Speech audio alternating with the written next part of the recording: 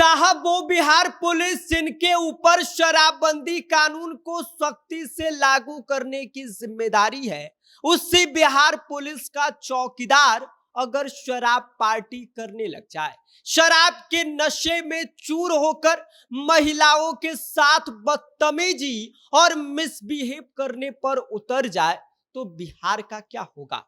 वो शराबबंदी कानून जिसकी तारीफ करते हुए नीतीश कुमार कभी थकते नहीं है, उस दारूबंदी कानून का क्या होगा, आज के वीडियो में हम आपको बताएंगे।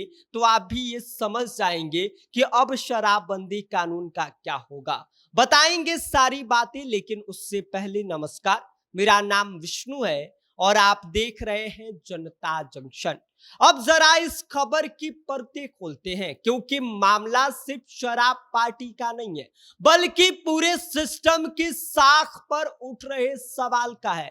बिहार में जहां एक तरफ मुख्यमंत्री नीतीश कुमार शराबबंदी कानून को अपनी सबसे बड़ी उपलब्धि बताते हैं, वहीं दूसरी तरफ जमीनी हकीकत कुछ और ही कहानी बयां कर रही है। मुजफ्फरपुर के सरैया से जो तस्वीर निकलकर सामने आई है, वो न सिर्फ चौंकाने वाले हैं, बल्कि सोचने पर भी आपको ये मजबूर कर देगी कि क्या हो रहा है। बिहार में शराबबंदी कानून बस एक मजाक बन के रह गया है। बताया ये जा रहा है कि सरैया बाजार में स्थित राजू स्वीट्स एंड बेकरी नाम का एक जो है वो दुकान है, जहां पर आपको बता दें कि रात के अंधेरे में पूरा महफिल सजा हुआ था। ऑर्केस्ट्रा, शराब और बंद कमरे में महिलाएं, सब कुछ तैयार किया गया था, सब कुछ का जो माहौल है वो बनाया गया था। लेकिन कहानी में ट्विस्ट तब आता है जब पुलिस को इसकी भनक लग जाती है। सोमवार की रात करीब 11:30 पर जैसे ही सूचना पुलिस को मिलती है, सरैया थाना अध्यक्ष प्रसन्ना कुमार बिना देरी किए अपनी टीम के साथ छापेमारी कर देते हैं। और फिर जो नजारा सामने आता है उसने सबको हैरान कर दिया।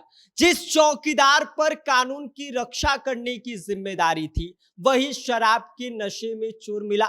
उसके साथ साथ बेकरी संचालक भी पूरी तरह नशे में धुत था।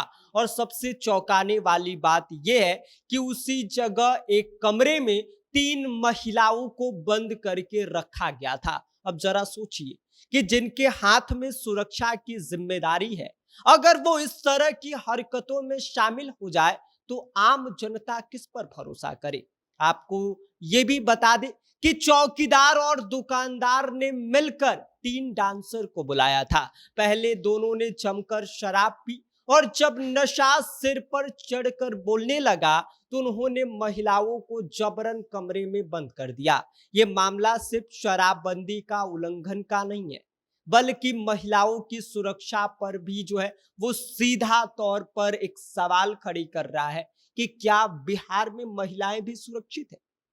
हालांकि राहत की बात यह रही कि पुलिस ने समय रहते कार्रवाई की, तीनों महिलाओं को सुरक्षित बाहर निकाला।